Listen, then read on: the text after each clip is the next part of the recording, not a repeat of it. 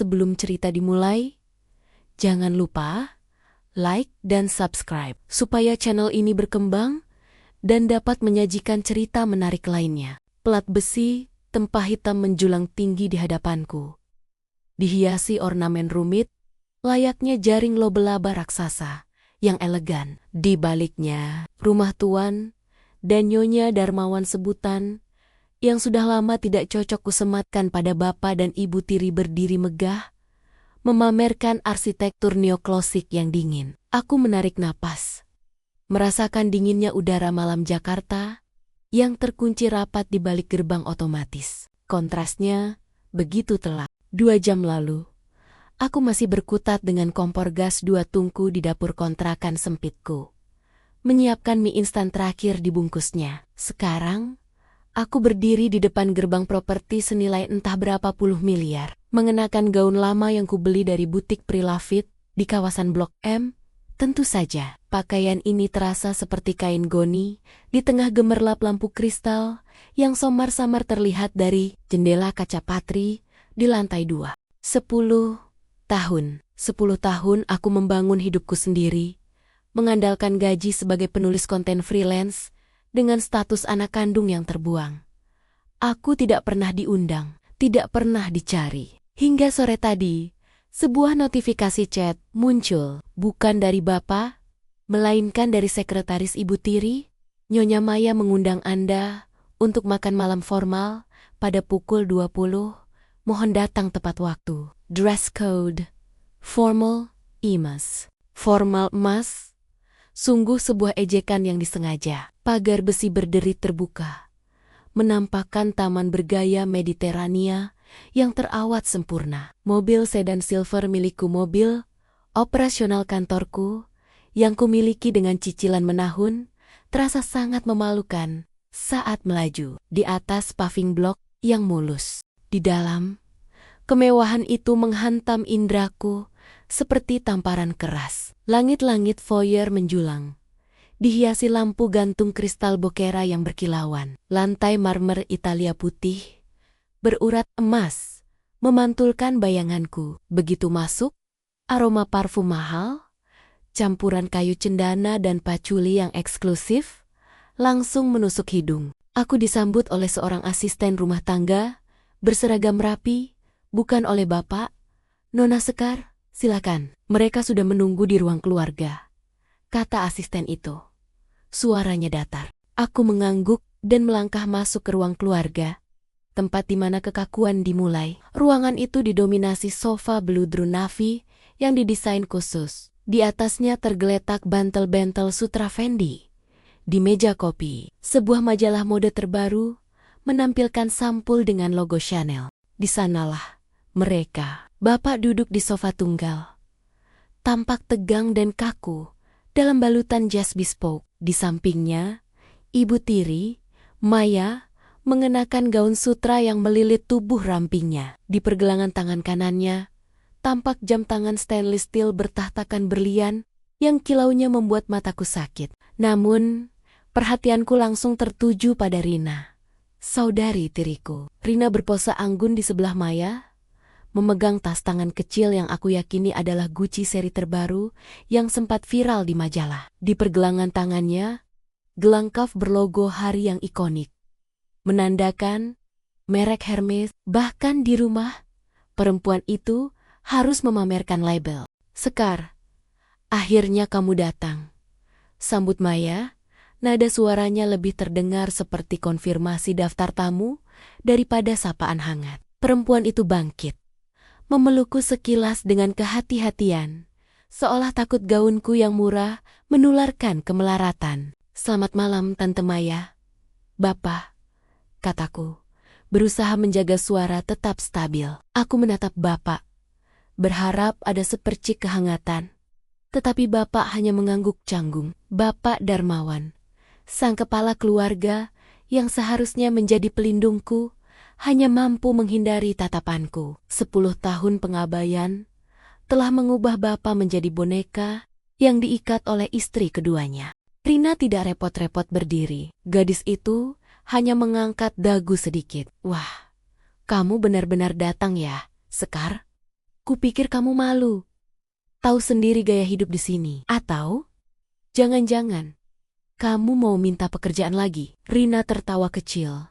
Tawa yang tidak sampai ke mata. Perkataan Rina langsung menghantam sisa keberanianku. Aku memaksakan senyum. Tidak, Rina. Aku datang karena diundang. Dan syukurlah, pekerjaanku cukup baik. Tidak perlu mencari bantuan. Jawabku. Menusuknya dengan lembut. Cukup baik. Maya menyela. Menarikku duduk di kursi yang jauh dari sofa utama. Kamu tahu, Darmawan, anakmu ini harusnya punya ambisi lebih. Daripada jadi penulis lepas, mengapa tidak coba buka butik? Modal kecil saja, nanti tante bantu carikan desainer lokal yang lumayan. Ini adalah permainan mereka. Sindiran berbalut kepedulian. Mereka ingin mengingatkanku bahwa aku bukan bagian dari dunia ini. Aku hanyalah anak yang datang dari dunia luar yang keras. Dan mereka adalah pintu yang tertutup. Aku sadar, undangan ini bukan tentang keluarga, tapi tentang pameran kekuasaan. Malam itu akan panjang. Dan aku harus menahan diri untuk tidak membiarkan emosiku meledak. Aku hanya perlu melewati makan malam ini. Lalu kembali ke kontrakan.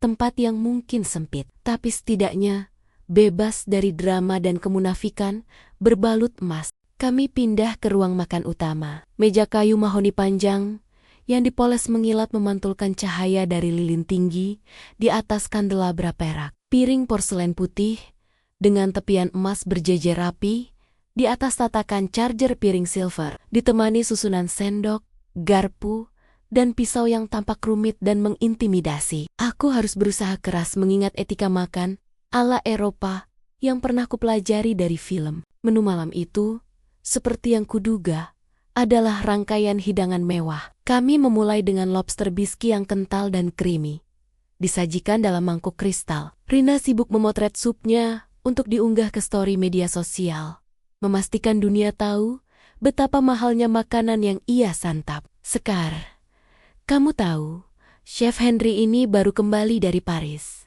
Beliau pernah memasak untuk keluarga bangsawan di Eropa. Jelas Maya, suaranya meninggi.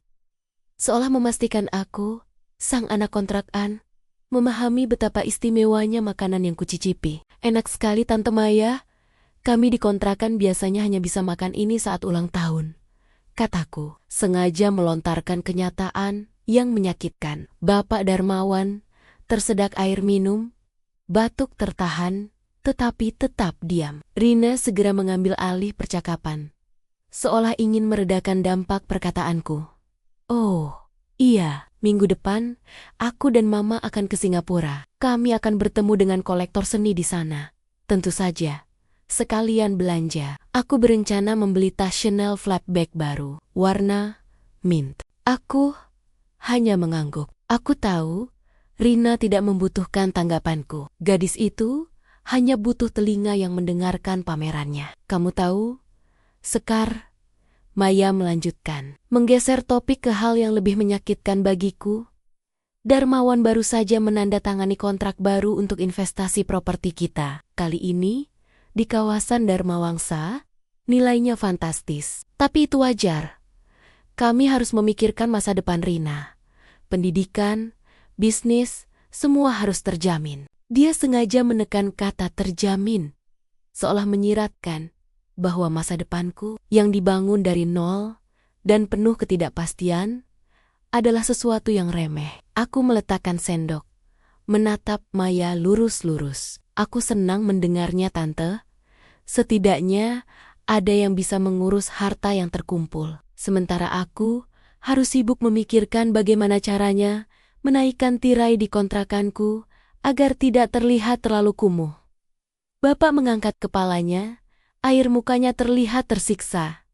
Sekar, sudahlah, jangan bicara seperti itu. Seperti apa, Pak? Bicara jujur, aku membalas. Sedikit bergetar. Sudah 10 tahun, aku menunggu pembelaan itu. Dan yang kudapat hanyalah sebuah teguran kecil. Perdebatan kami terhenti ketika hidangan utama, filet mignon dengan saus jamur truffle, disajikan. Keheningan yang terjadi terasa lebih dingin daripada suhu udara di ruangan. Di tengah keheningan, Rina menyeruput anggurnya. "Oh, iya. Tadi sore aku lewat ke kawasan kembang sepatu. Ada kompleks kontrakan di sana. Cukup sesak. Kamu masih di sana kan, Sekar?" Aku mengiyakan dengan anggukan. Rina tersenyum lebar, senyum yang tidak pernah kulihat selama kami tumbuh bersama. "Kasihan ya, sudah 10 tahun, kamu masih saja berpindah-pindah. Mau bagaimana lagi? Hidup memang begitu. Ada yang ditakdirkan untuk tinggal di istana, ada yang ditakdirkan untuk, pindah dari kontrakan satu ke kontrakan lainnya." Rina mencondongkan tubuhnya ke depan, nadanya merendah. "Aku hanya berharap kamu tidak pernah membawa klien ke tempat tinggalmu."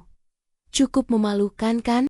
Keterlaluan. Rasanya hatiku remuk, bukan karena dihina miskin, tetapi karena penghinaan itu datang di hadapan Bapak yang memilih untuk tetap bungkam. Rasa pedih itu mendorongku untuk bangkit dan pergi. Aku ingin sekali melempar pisau perak yang ada di tanganku. Tepat ketika aku membuka mulut untuk mengucapkan kata-kata perpisahan yang tajam, suara pintu foyer terbuka dengan keras, menghentikan gerakan semua orang. Kami semua menoleh ke arah pintu ruang makan. Sosok Eyang Wira, kakek buyut yang sangat kuhormati, berdiri di ambang pintu, tampak agung dalam balutan batik sutra. Beliau tidak diundang. Kehadirannya memancarkan aura otoritas yang langsung membuat Bapak Darmawan, Maya dan Rina terperangah. Eyang melangkah masuk, tatapannya menyapu ruangan, seolah menimbang setiap inci kemewahan palsu itu. Beliau mengabaikan Bapak dan Maya,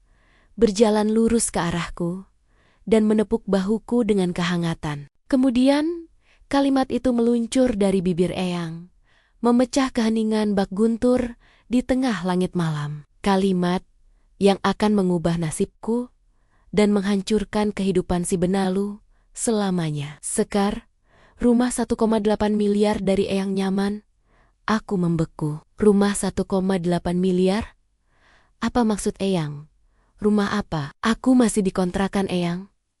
Jawabku, bingung. Seketika, Bapak Darmawan dan Rina yang sombong langsung pucat pasi. Maya, yang tadinya angkuh, kini menggenggam tepi meja dengan erat. Mereka tidak tahu, Eyang Wira tidak datang dengan tangan kosong.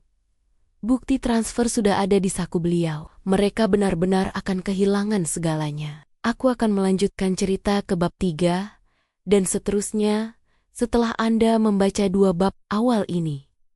Apakah ada bagian yang ingin Anda kembangkan atau ubah? Udara di ruang makan seketika terasa mencekik, lebih tebal dan dingin daripada film Minyong yang kini terabaikan di piring. Mataku terpaku pada Eyang Wira. Wajahnya yang keriput, yang selama ini selalu menampilkan senyum teduh, kini mengeras, memancarkan wibawa dan kemarahan tersembunyi. Sorot mata itu seolah memiliki kemampuan untuk melihat, menembus kepalsuan. "Kontrakan?" ulang Eyang. Suaranya pelan, tetapi menggema dengan kekuatan yang luar biasa di ruangan sunyi itu. Eyang berpaling ke Bapak, matanya memancarkan kekecewaan yang tak terhingga. "Darmawan, apa maksudnya ini? Bukankah rumah di kawasan Puri Indah yang dibelikan dari dana perwalian Sekar sudah kamu urus 10 tahun lalu?" Bapak Darmawan terlihat seperti patung yang baru saja disambar petir. Keringat dingin mulai membasahi pelipisnya. Mulut Bapak terbuka, mencoba menyusun kata, tetapi yang keluar hanyalah suara tertahan. "Ayah." "Eyang." Bapak tergagap. Nama Eyang disebut dengan terburu-buru, ada sedikit kesalahpahaman. Aku belum sempat memberitahu Sekar. Ada masalah administrasi yang rumit saat itu." "Masalah administrasi," potong Maya, Ibu Tiri, dengan suara yang dipaksakan ceria.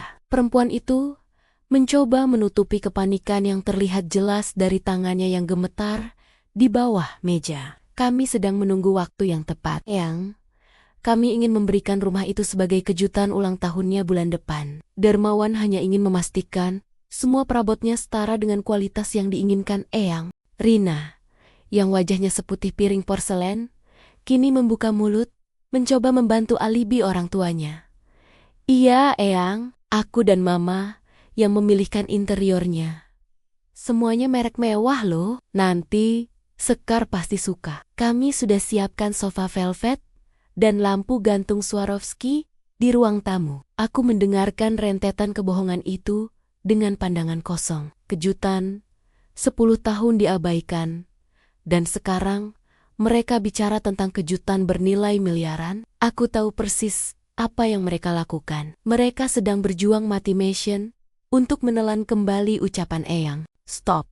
Suara Eyang terdengar tegas. Beliau berjalan mendekat ke arah meja makan, menarik kursi kepala meja, dan duduk tanpa basa-basi. Tatapannya kini fokus pada Darmawan. Darmawan, 10 tahun yang lalu, aku mentransfer dana sebesar 2 miliar rupiah melalui rekeningmu. 1,8 miliar untuk pembelian rumah atas nama Sekar, dan sisanya untuk biaya pendidikan dan dana daruratnya. Aku memberimu kuasa penuh karena aku sedang dirawat di luar negeri. Jelas Eyang. Setiap kata bagai palu godam yang menghancurkan kedamaian palsu di ruangan itu. Aku melakukan ini diam-diam agar Sekar bisa memulai hidup yang layak tanpa tahu perihal bantuan ini. Memastikan gadis ini tetap rendah hati. Aku berjanji akan mengawasi penggunaan dananya setelah kembali. Lanjut Eyang. Sekarang aku tanya lagi. Sekar, apa yang kamu dapatkan 10 tahun ini? Aku hanya mendapatkan teguran kecil dari Bapak. Eyang, tidak lebih. Jawabku. Suaraku terdengar dingin dan tajam. Aku mendapat kontrak sewa kecil. Aku bekerja keras. Dan aku tidak pernah meminta apa-apa. Selama 10 tahun, aku bahkan tidak pernah diizinkan masuk ke gerbang ini tanpa undangan formal. Pernyataan lugasku itu membuat Bapak Darmawan semakin terpuruk di kursinya. Raut wajahnya kini bukan hanya pucat, tetapi juga terlihat sakit.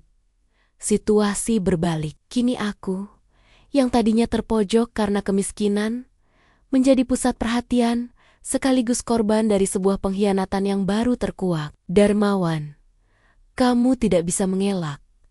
Eyang berkata pelan. Suaranya mengandung ancaman yang menakutkan. Aku tahu betul. Rumah ini dibeli 3 bulan setelah aku mentransfer dana itu. Dan kwitansinya tertulis atas nama. Eyang sengaja menjeda, menatap Maya dan Rina. Maya akhirnya angkat bicara, berusaha memancarkan kembali otoritas palsunya. Eyang, ini tidak adil. Darmawan adalah suamiku. Tentu saja, sebagai pasangan, kami mengelola keuangan bersama. Dana yang Eyang berikan, kami anggap sebagai investasi awal untuk masa depan keluarga Darmawan. Keluarga Darmawan? Yang mana? Sentak Eyang Wira, raut wajahnya marah. Maya, kamu tahu betul surat wasiat dana itu dicairkan khusus untuk Sekar, sebagai warisan dini dari ibunya. Darmawan hanyalah perantara. Dana itu milik Sekar, bukan modal usaha suamimu untuk memanjakan putri tirinya. Rina, yang selama ini menikmati tas Gucci dan gelang Hermes, kini berteriak tak terima. Apa maksud Eyang? Aku anak bapak juga. Kenapa harus Sekar yang mendapatkan semuanya? Dia bahkan tidak pernah ada di sini. Karena kamu bukan anakku. Rina, jawab Darmawan lirih. Suaranya nyaris tak terdengar. Ucapan ini bukan ditujukan pada Rina, melainkan pengakuan jujur kepada Eyang Wira tentang prioritasnya yang salah. Aku minta maaf Sekar. Aku menatap Bapak tanpa ekspresi. Permintaan maaf terlambat setelah 10 tahun penuh penderitaan finansial dan emosional. Aku tidak membutuhkan simpati. Aku hanya membutuhkan kejelasan. Eyang, tolong jelaskan, kataku, mencoba menguasai suaraku yang tercekat oleh amarah dan keterkejutan. Apakah Bapak Darmawan menggunakan uang perwalian 1,8 miliar yang seharusnya menjadi rumahku untuk membeli rumah yang kita tempati ini? Atau apakah rumah ini dibeli untuk Rina? Maya maju selangkah, mencoba meraih tangan Eyang Wira, tetapi Eyang menarik tangannya dengan jijik. Tolong Eyang, jangan perburuk keadaan. Sekar, kami bisa jelaskan. Kami akan ganti rugi. Kami Kalian tidak bisa mengganti rugi 10 tahun yang hilang. Tante Maya, potongku. Eyang Wira menghela napas panjang, mengeluarkan sebuah map kulit coklat dari saku batik sutranya. Map itu terlihat tipis, tetapi terasa berat di mata Bapak Darmawan, Maya, dan Rina. Eyang membuka map itu dan mengeluarkan selembar kertas tebal yang dicetak dari bank. Darmawan, coba lihat. Eyang menyodorkan bukti transfer di hadapan Bapak. Ini adalah bukti pengiriman dana 2 miliar rupiah ke rekeningmu pada 17 Maret tahun 2015. Dan ini, Eyang mengeluarkan selembar salinan kwitansi pembelian rumah atas nama Maya di Puri Indah. Adalah bukti pembelian rumah 3 bulan kemudian, dengan nominal yang hampir sama, dibayarkan tunai. Kepucatan di wajah Bapak Darmawan berubah menjadi warna abu-abu yang menakutkan. Bapak menutup wajahnya dengan tangan. Perlawanan Maya dan Rina seketika runtuh. Mereka baru menyadari Eyang Wira tidak hanya datang untuk makan malam. Eyang datang membawa bukti yang tak terbantahkan. Si Benalu, yang selama ini menikmati kemewahan di atas penderitaan dan hakku, kini kehilangan segalanya. Bahkan, sebelum hidangan penutup sempat tersentuh, aku hanya bisa menatap nanar, menyadari bahwa hidup yang kujalani selama ini adalah skenario pengkhianatan yang dipersiapkan dengan sangat matang. Aku adalah korban, dan mereka adalah pencuri yang terperangkap basah. Keheningan itu bukan lagi keheningan yang canggung, melainkan kehampaan yang mematikan. Udara terasa beracun. Aroma travel yang seharusnya menggoda kini terasa menjijikkan. Bau dari pengkhianatan yang baru terungkap.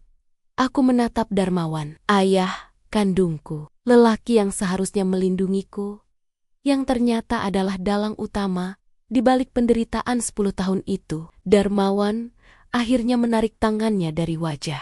Matanya merah dan basah, tetapi aku tidak melihat penyesalan. Aku hanya melihat ketakutan seorang pria yang kehilangan segalanya. Sekar, Bapak bisa jelaskan? Darmawan memohon, suaranya parau. Bukan suara Bapak yang kukenal, yang selalu tegas saat memimpin rapat bisnis. Jelaskan apa, Pak? Tanyaku.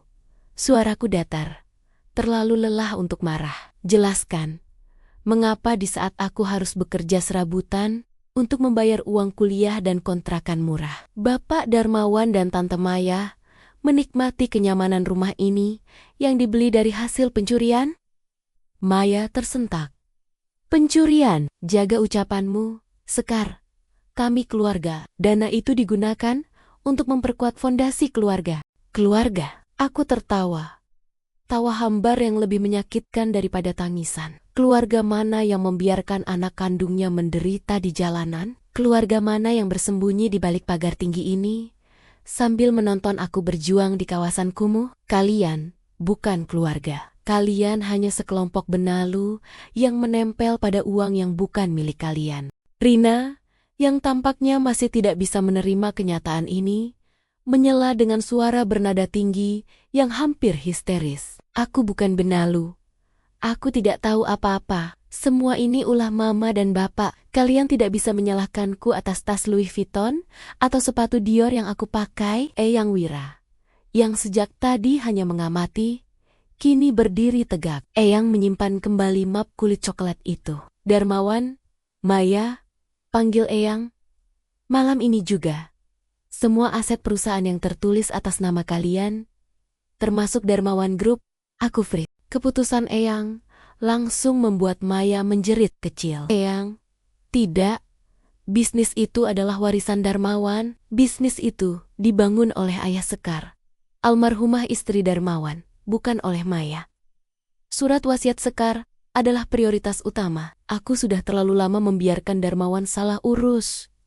Jelas Eyang Wira menatap tajam ke arah Darmawan. Besok pagi, tim legal akan datang ke rumah ini. Rumah ini akan disita dan dialihkan hak kepemilikannya kepada Sekar sesuai dengan dana yang telah dicairkan 10 tahun lalu. Kalimat itu, rumah ini akan disita dan dialihkan hak kepemilikannya kepada Sekar, terasa seperti simfoni kemenangan yang menusuk telinga para pengkhianat itu. Aku berdiri, menarik gaunku. Sekarang, setelah kebenaran terungkap, aku tidak lagi merasakan kebencian yang mendalam, hanya rasa jijik dan penyesalan. Penyesalan karena Bapak telah membuang kesempatannya untuk menjadi seorang ayah. Tante Maya, Rina, kataku, melirik ke arah mereka. Aku harap kalian menikmati sisa malam ini. Karena besok, kalian akan menikmati sensasi hidup di kontrakan.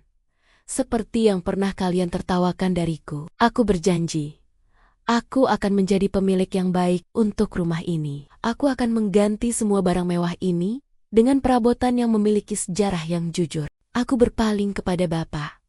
Selamat malam Pak Darmawan, ini adalah perpisahan kita. Bapak sudah memilih istrimu, dan aku sudah memilih hidupku sendiri. Dan kali ini, pilihanku datang dengan rumah 1,8 miliar. Aku tidak butuh maafmu.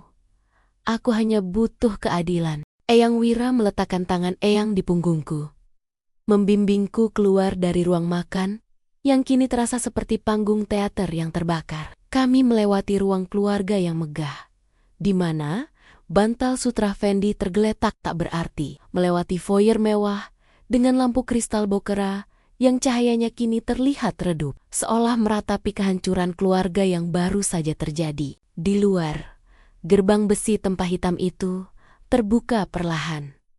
Sebelum masuk ke mobil, aku menoleh kembali ke rumah Darmawan. Rumah itu, yang seharusnya menjadi milikku sejak lama, kini hanya terlihat seperti monumen kebohongan yang menjulang tinggi. Eyang, kataku pelan, saat kami sudah berada di dalam mobil, menjauh dari gerbang.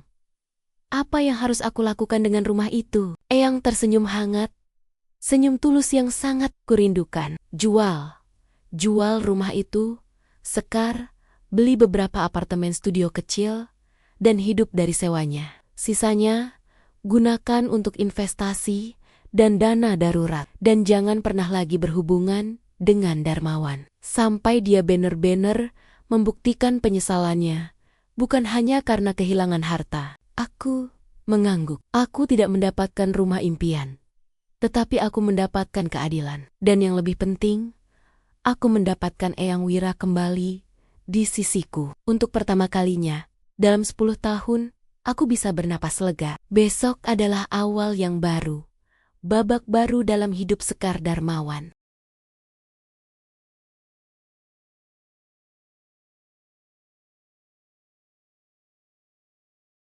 Matahari pagi menembus celah jendela kontrakan.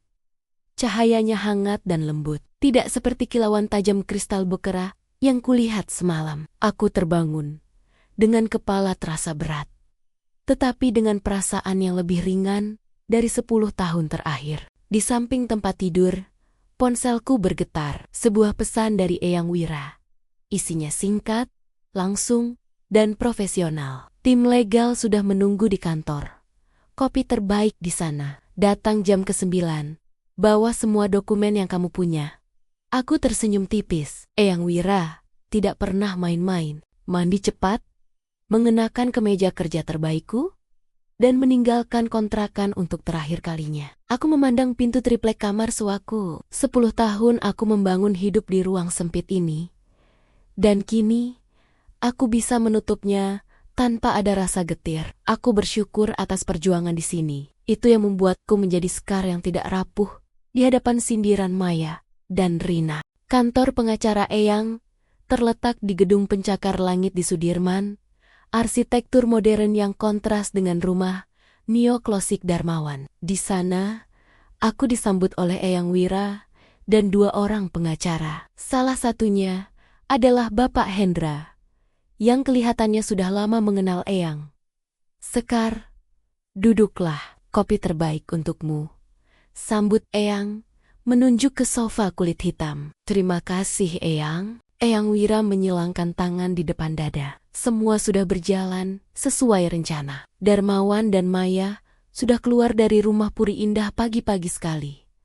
Mereka tidak melawan. Mereka tidak punya pilihan. Darmawan Group kini berada di bawah pengawasan ketat, menunggu audit penuh. Untuk saat ini, Darmawan dan Maya tidak punya akses ke aset utama. Lalu, rumah itu, tanyaku. Bapak Hendra, sang pengacara, mengambil alih kepemilikan atas nama Nyonya Maya di kawasan Puri Indah. Sudah kami alihkan ke nama Anda, Nona Sekar. Kami menggunakan surat wasiat almarhumah ibu Anda sebagai dasar hukum terkuat, didukung oleh bukti transfer dana Eyang Wira dalam 3 hari ke depan. Sertifikat rumah itu akan sepenuhnya menjadi milik Anda. Langkah selanjutnya, Nona Sekar, adalah menjualnya. Eyang menyela. Bapak Hendra sudah menyiapkan tim agen properti terbaik. Harga pasar rumah itu sekarang jauh lebih tinggi. Sekitar 3,5 rupiah semiliar. Kamu akan mendapatkan keuntungan yang fantastis dari modal yang kuberikan dulu. Aku menarik napas, memikirkan rencana yang Eyang sarankan semalam. Menjual itu adalah keputusan yang paling logis dan paling strategis. Rumah itu terlalu beracun dengan kenangan pengkhianatan Darmawan dan Rina. Saya setuju, Eyang. Jual, kataku. Mantap, saya ingin mengalihkan semua uang itu menjadi investasi yang pasif, seperti yang Eyang sarankan.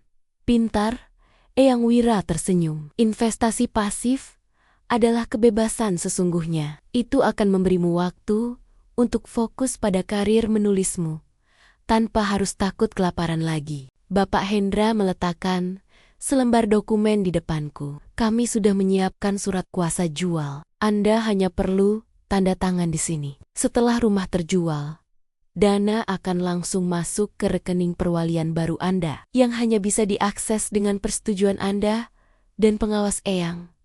Aku mengambil pulpen dan menandatangani dokumen itu tanpa ragu. Setiap goresan pulpen terasa seperti memotong tali pengikat yang selama ini mencekikku. Setelah urusan legal selesai, aku memutuskan untuk melakukan satu hal terakhir, mengunjungi rumah itu. Bukan untuk merayakan, melainkan untuk melihat kehancuran Darmawan dengan mataku sendiri. Aku tiba di gerbang besi tempat itu lagi. Kali ini bukan sebagai tamu yang diundang, melainkan sebagai pemilik sah yang baru. Gerbang itu tidak lagi terasa angkuh. Tim legal sudah di sana, memindahkan barang-barang pribadi Darmawan, Maya, dan Rina yang kini dikemas dalam kotak-kotak kardus biasa, bukan koper mewah. Aku melihat sebuah kotak kardus yang bertuliskan Rina, aksesoris. Di atasnya tergeletak dompet Louis Vuitton imitasi yang pernah Rina pamerkan. Rupanya, tidak semua barang Rina branded asli. Tepat saat aku memandang ke dalam foyer yang sekarang kosong, pintu gerbang terbuka lagi. Darmawan, bapakku, berdiri di sana, mengenakan kemeja yang kusut dan mata yang bengkak. Ia melihatku, dan air matanya menetes. Sekar, panggilnya. Suaranya pecah. Tolong nak, beri bapak satu kesempatan. Eyang merebut semuanya. Aku tidak punya apa-apa lagi. Maya sudah pergi. Rina marah padaku. Aku membalikkan badan, menatapnya dengan pandangan dingin. Bapak kehilangan segalanya karena Bapak memilih untuk mencuri dari anak kandungmu sendiri. Bapak membiarkan aku diabaikan selama 10 tahun demi memanjakan benalu. Rumah ini adalah harga yang harus Bapak bayar. Selamat datang di kenyataan, Pak. Nikmati sensasi hidup tanpa kemewahan. Aku tidak menunggunya menjawab. Aku berbalik, berjalan menuju mobil, meninggalkan ayahku yang hancur di depan gerbang properti yang kini bukan lagi miliknya. Babak penderitaanku telah berakhir. Babak perjuangan baru, Darmawan baru saja dimulai. 2 minggu berlalu dalam sekejap, diisi dengan serangkaian pertemuan dengan agen properti dan notaris. Rumah di Puri Indah itu, berkat lokasi strategis dan keanggunannya yang dingin, terjual dengan cepat, melebihi harga yang Eyang perkirakan, 3,6 rupiah miliar. Bukan hanya angka di rekening, tetapi perasaan aman yang kini kubawa. Setelah dikurangi biaya administrasi dan pajak, total dana yang masuk ke rekening perwalian baruku berjumlah 3,4 rupiah miliar. Sesuai rencana Eyang, Bapak Hendra segera mengalokasikan 2,5 miliar rupiah untuk membeli 4 unit apartemen studio kecil di kawasan Jakarta Selatan dan Timur yang memiliki potensi sewa tinggi. Ini yang namanya passive income. Sekar, jelas Eyang Wira dalam panggilan video sore itu. Wajahnya bersinar bangga. Dari 4 unit studio itu, kamu akan mendapatkan pemasukan bersih rata-rata Rp18 juta per bulan. Setelah dipotong biaya pengelolaan, kamu sekarang adalah seorang landlord muda. Aku menyandar di sofa baru yang nyaman di apartemen studio yang kusewa. Ini adalah sewa pertamaku yang terasa seperti rumah. Bukan hanya tempat berlindung. Studio kecil, tetapi bersih, dilengkapi jendela besar yang menghadap kota. Terima kasih Eyang. Saya tidak akan pernah bisa melakukannya sendiri. Ujarku tulus. Kamu pantas mendapatkannya, nak. Eyang mengangguk. Uang itu adalah hakmu. Sekarang, fokuslah pada menulis. Kamu punya waktu dan kebebasan finansial untuk membuat karya terbaikmu. Sementara hidupku bergerak ke arah kemerdekaan finansial yang stabil, Darmawan, Maya, dan Rina tenggelam dalam kekacauan. Informasi itu datang dari Eyang juga, yang menjaga jarak, tetapi tahu segalanya. Setelah Darmawan Group dibekukan, Maya segera meninggalkannya. Maya tahu betul, tanpa Darmawan yang kaya, dia tidak akan punya apa-apa. Rina, yang terbiasa hidup mewah, sempat mengunggah curhatan panjang di media sosial, menyalahkan Sekar sebagai dalang perusak keluarga. Tentu saja, unggahan itu dihapus setelah Bapak Hendra mengirimkan peringatan hukum. Yang paling menyedihkan dan ironis adalah nasib Darmawan. Setelah diusir dari rumah, ia tidak punya tempat tinggal. Ia mencoba kembali ke kontrakan lama yang kami tinggali 10 tahun lalu. Tetapi kontrakan itu sudah ditempati. Darmawan kini menyewa kamar kos kecil di pinggiran kota, berusaha menghubungi relasi lamanya yang kini enggan mendekati orang yang jatuh. Aku membaca berita kecil di portal bisnis. Darmawan Group kini dalam proses likuidasi. Nama besar Darmawan telah hilang dari peredaran. Aku menutup laptopku. Tidak ada rasa euforia atau kegembiraan yang meluap-luap. Yang kurasakan hanyalah kedamaian. Keadilan telah ditegakkan, dan hukuman telah jatuh. Dendamku padam, digantikan oleh kesibukan mengurus investasi baru dan mengejar passion menuliskanku. Malam itu, saat lampu kota menyala di luar jendelaku, aku duduk di meja kerjaku yang rapi. Aku membuka laptop, bukan untuk membaca berita tentang kejatuhan Darmawan, melainkan untuk memulai proyek novel baruku. Kali ini, novel itu bukan lagi tentang penderitaan, melainkan tentang seorang perempuan yang menemukan kekuatannya sendiri. Aku tersenyum. Babak ini sudah selesai. Sekar yang baru telah lahir. 6 bulan berlalu. Waktu berjalan damai di atas fondasi keuangan yang kokoh dan dukungan Eyang Wira. Novel Sekar yang berjudul Istana Kaca, sebuah metafora untuk rumah mewah Darmawan yang rapuh telah diterima oleh salah satu penerbit mayor. Hari ini, kontrak penerbitan ditandatangani, dan cek tunai untuk royalti awal tergeletak di meja kerjanya. Angka 0 yang berderet di cek itu jauh lebih besar daripada gaji bulanan yang dulu ia impikan. Sekar tidak lagi bekerja sebagai penulis konten freelance. Ia menjadi penulis penuh waktu yang dihormati, menikmati kebebasan untuk menulis di studio apartemennya yang minimalis, didukung oleh pemasukan pasif dari properti sewaannya yang berjalan lancar. Eyang Wira, meskipun menjaga jarak fisik, selalu menelepon setiap minggu, bertindak sebagai mentor dan pendengar. Suatu sore, saat Sekar sedang menyesap kopi di balkon studionya, ponselnya berdering. Itu Bapak Hendra, pengacara Eyang. Nona Sekar, saya punya kabar. Ini tentang Bapak Darmawan. Suara Bapak Hendra terdengar hati-hati. Sekar merasa sedikit tegang, tetapi emosinya datar. Saya dengarkan, Pak Hendra. Audit Darmawan Group telah selesai. Asetnya hanya cukup untuk melunasi utang. Status Darmawan saat ini adalah bangkrut total. Dia tidak punya rumah, tidak punya pekerjaan, dan tidak ada aset yang tersisa. Jelas Hendra. Yang lebih parah, Dia sakit-sakitan. Dia sekarang bekerja sebagai penjaga keamanan di sebuah ruko kecil di pinggiran kota. Maya sudah meninggalkannya.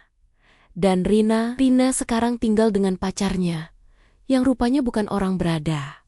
Dan dia kesulitan membayar biaya hidup mewah yang biasa ia jalani. Sekar menutup mata. Ia membayangkan Darmawan, yang dulu sombong dalam jas bispok, kini mengenakan seragam keamanan lusuh, berdiri di depan ruko, menggigil kedinginan. Keadilan telah ditegakkan. Tetapi itu tidak berarti kepedihan telah hilang sepenuhnya. Bagaimana dengan Maya dan Rina? Tanya Sekar. Maya mengajukan gugatan cerai dan berhasil mendapatkan sedikit tunjangan yang tidak seberapa. Rina, dia berusaha mencari pekerjaan. Tetapi kebiasaan hidupnya yang manja membuatnya gagal di mana-mana. Mereka hidup, tetapi jauh dari kemewahan, kata Hendra. Mereka mendapatkan apa yang mereka tanam. Karma itu nyata. Sekar diam. Ia tidak merasakan kemenangan, hanya rasa lelah. Ia tidak membenci mereka lagi. Mereka sudah menjadi bagian dari masa lalu yang ia tinggalkan. Terima kasih atas informasinya, Pak Hendra, ujar Sekar. Saya ingin Bapak melakukan satu hal lagi. Secara anonim, tolong transfer dana sebesar 5 juta rupiah setiap bulan ke rekening Bapak Darmawan, mulai bulan depan. Hendra terkejut. Nona Sekar, tapi Eyang Wira melarang Anda berhubungan dengannya. Bahkan memberikan uang. Ini bukan kontak, Pak Hendra. Ini adalah pemenuhan kewajiban, bukan kasih sayang. Jelas Sekar.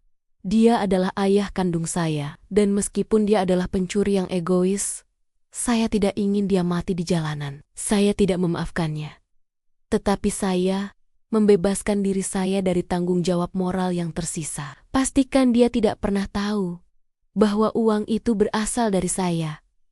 Baik, Nona Sekar, saya mengerti. Ini adalah tindakan belas kasih yang dingin. Simpul Hendra. Setelah menutup telepon, Sekar kembali ke mejanya. Ia menatap cek royalti yang berlipat ganda, dan kemudian menatap laptopnya. Ia telah mencapai kebebasan sejati. Kebebasan dari kemiskinan, kebebasan dari drama keluarga, dan yang paling penting, kebebasan dari dendam. Ia mulai mengetik bab pertama dari novel barunya, yang kini bergenre fiksi sejarah. Masa lalunya telah menjadi pelajaran, bukan rantai yang mengikat. Sekar tersenyum. Senyum yang bukan lagi dipaksakan, melainkan senyum kebahagiaan sejati. Istana kaca telah runtuh. Tetapi Sekar telah membangun istananya sendiri, yang terbuat dari kebebasan, kejujuran, dan pasif income. Babak ini telah selesai. 3 tahun berlalu, sejak Sekar membebaskan dirinya dari belenggu masa lalu. Ia kini bukan lagi Sekar si penulis lepas di kontrakan, melainkan Nona Sekar Darmawan, novelis terkemuka Indonesia. Istana Kaca telah dicetak ulang belasan kali, diadaptasi menjadi serial televisi yang populer, dan menghasilkan kekayaan yang jauh melampaui uang perwalian yang diselamatkan Eyang Wira. Kehidupan Sekar adalah manifestasi dari ketenangan finansial dan artistik. Ia membeli apartemen loft sendiri di Kuningan, dengan pemandangan kota yang menakjubkan, yang berfungsi ganda sebagai kantor pribadinya yang tenang. Suatu Sabtu sore, Sekar menghadiri acara penandatanganan buku terbarunya, Senja di Balik Layar, yang diadakan di sebuah mal mewah di Jakarta Pusat. Ratusan penggemar berdesakan. Antrean mengular jauh di luar area toko buku. Sekar, yang kini tampil elegan dengan blouse sutra dan rok pensil, tersenyum ramah sambil menandatangani setiap buku. Tepat saat ia hendak menandatangani buku terakhir, matanya menangkap sesuatu yang familiar di sudut toko.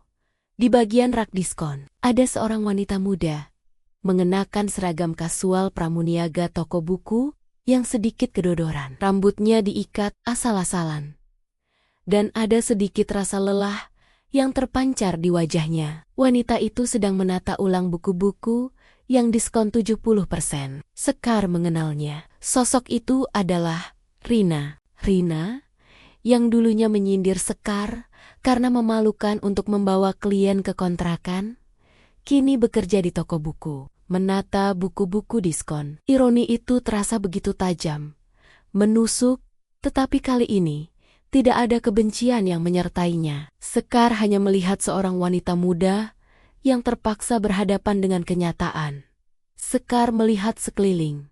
Rina tidak menyadarinya. Rina terlalu sibuk berjuang dengan kardis-kardis berat berisi sisa stok. Tiba-tiba, seorang manajer toko buku menghampiri Rina, berbicara dengan nada kesal. Rina terlihat menunduk, mengangguk, dan kembali bekerja. Keangkuhan yang dulu menghiasi wajah Rina telah hilang, digantikan oleh kepatuhan yang lesu. Sekar menyelesaikan penandatanganan bukunya. Ia bangkit, menyapa para penggemar, dan kemudian berjalan santai menuju rak diskon. "Permisi," kata Sekar lembut. Berdiri tepat di belakang Rina. Rina terkejut, berbalik cepat. Matanya yang membesar menatap Sekar, yang kini berdiri di hadapannya, dikelilingi oleh aura kesuksesan yang tak terbantahkan. Rina yang dulu memamerkan Gucci dan Hermes, kini berdiri di depan Sekar, mengenakan sepatu flat yang usang. Wajah Rina memerah, campuran antara malu, terkejut, dan sedikit rasa takut. "Sekar," Rina berbisik. Namanya terdengar asing di bibirnya. Sekar tersenyum, senyum tulus yang memancarkan kedewasaan. "Halo Rina, bagaimana kabarmu?" Rina tersentak. Dia pasti mengharapkan sindiran, ejekan, atau bahkan penghinaan. Tetapi yang ia dapatkan hanyalah sapaan ramah dari seorang tokoh terkenal. Aku baik-baik saja. Aku bekerja di sini," jawab Rina. Tangannya menggenggam tepi kardus. "Bagus," kata Sekar. Pandangannya beralih ke salah satu buku di rak diskon. Ia menunjuk ke novel pertamanya, Istana Kaca, yang kini sudah dibanderol dengan diskon besar karena edisi hardcover lama. "Aku senang melihat buku ini masih ada di sini." "Apakah bukunya laku?" Rina menunduk. "Sangat laku, Nona Sekar. Kami harus menambah rak untuk edisi terbaru Anda." Rina memanggilnya Nona Sekar, bukan Sekar. Sebuah pengakuan implisit atas jurang status yang kini memisahkan mereka. Sekar mengangguk pelan. "Rina, aku dengar dari Bapak Hendra bahwa Bapak Darmawan sudah membaik. Kuharap dia menjaga kesehatannya." Rina mengangkat matanya. Ada air mata yang berkaca-kaca.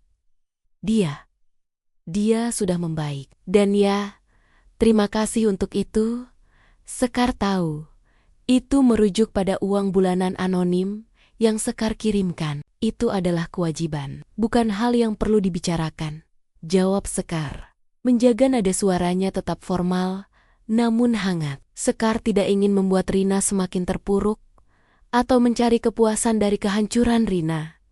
Ia sudah lama melepaskan beban itu. Ia hanya ingin menutup babak ini dengan damai. "Aku harus pergi sekarang, Rina. Senang melihatmu bekerja keras," kata Sekar. Ia berbalik, tetapi kemudian berhenti dan mengeluarkan kartu nama dari dompet kulitnya. Kartu nama itu sederhana, hanya mencantumkan nama dan alamat email penerbitnya. "Jika kamu benar-benar ingin keluar dari kesulitan ini, tinggalkan kebiasaan masa lalumu," kata Sekar, meletakkan kartu itu di atas kardus. "Aku membutuhkan asisten riset untuk novel sejarahku. Pekerjaannya menuntut ketelitian tinggi, tapi gajinya lumayan. Email aku jika kamu serius." Sekar tidak menunggu jawaban Rina. Ia hanya mengangguk tipis dan berjalan pergi, ditemani manajer toko dan tim pengawalnya. Ia meninggalkan Rina yang tertegun, menatap kartu nama yang tampak seperti secercah harapan di tengah tumpukan buku yang diskon. Sekar tahu, dia tidak menawarkan Rina jalan pintas kembali ke kemewahan. Dia menawarkan Rina kesempatan untuk membangun segalanya dari nol dengan jujur. Saat Sekar keluar dari mall, ia tidak lagi memikirkan Rina. Ia telah melakukan apa yang perlu ia lakukan, dan ia akhirnya bebas sepenuhnya. Ia menatap ke langit senja Jakarta. Kehidupannya kini adalah kanvas luas yang ia lukis sendiri, bukan istana kaca yang rapuh. Seminggu setelah pertemuannya dengan Rina, Sekar menerima sebuah email. Subjeknya, permohonan posisi asisten riset, Rina. Isi email itu singkat, formal, dan tidak ada jejak manja yang dulu melekat pada Rina. Ia menyatakan kesediaan untuk bekerja keras dan berkomitmen penuh pada tugas riset. Sekar tersenyum.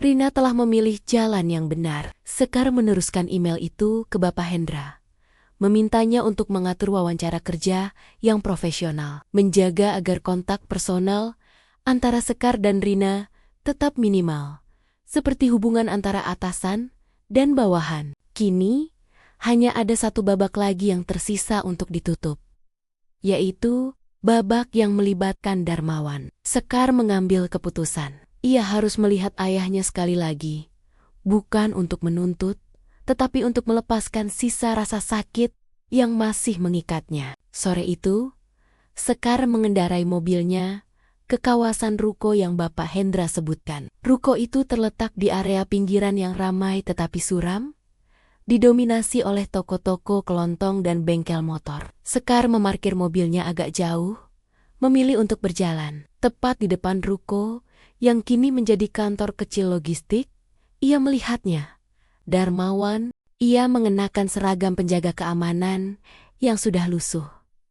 Jaket hijau tua yang terlalu besar membalut tubuhnya yang terlihat kurus. Topinya menutupi sebagian wajahnya, tetapi garis-garis kelelahan dan usia terlihat jelas di sekitar matanya. Ia tidak lagi terlihat agung atau berwibawa. Ia hanyalah seorang pria tua yang bekerja keras untuk bertahan hidup. Sekar berdiri di seberang jalan, mengamatinya. Darmawan sedang menyapu dondon kering di trotoar. Gerakannya lambat dan penuh kehati-hatian.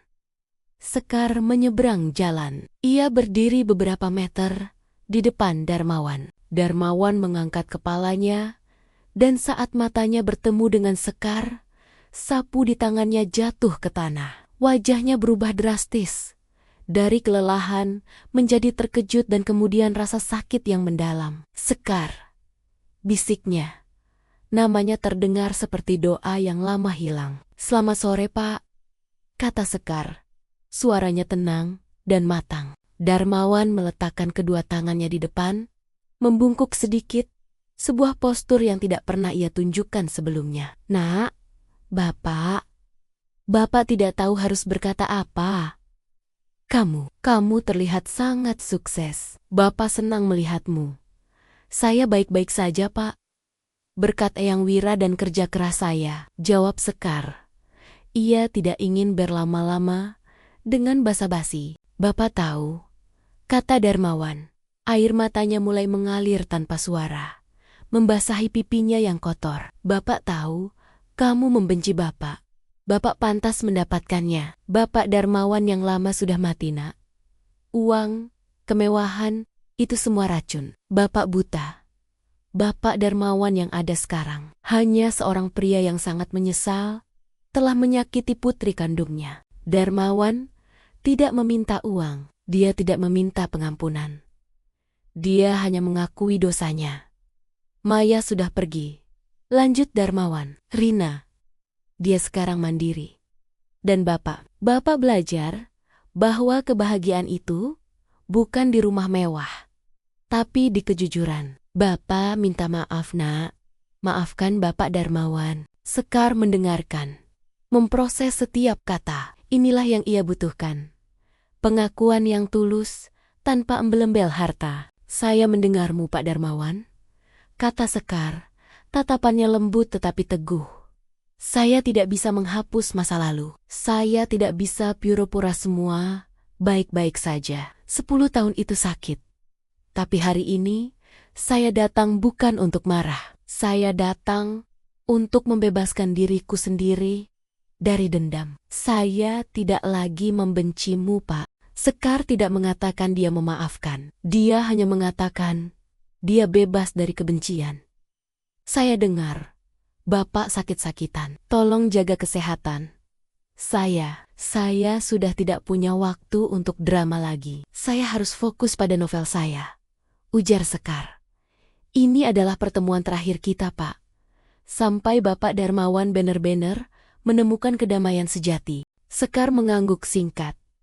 Sebuah tanda perpisahan. Ia berbalik dan berjalan menjauh. Darmawan tidak mencoba menghentikannya. Dia hanya berdiri di sana, menatap punggung putrinya, kini dengan air mata penyesalan, bukan ketakutan. Saat Sekar kembali ke mobil, ia merasakan kelegaan yang tak terlukiskan. Ia telah menutup pintu masa lalu. Keputusan anonimnya untuk mengirimkan uang bulanan ke Darmawan adalah penutupan yang dingin, namun adil. Sekar Darmawan menghela napas panjang, menatap spion mobilnya untuk terakhir kali ke arah ruko tempat ayahnya berdiri. Istana kaca telah lama runtuh. Sekarang, Sekar bebas. Babak baru telah dimulai.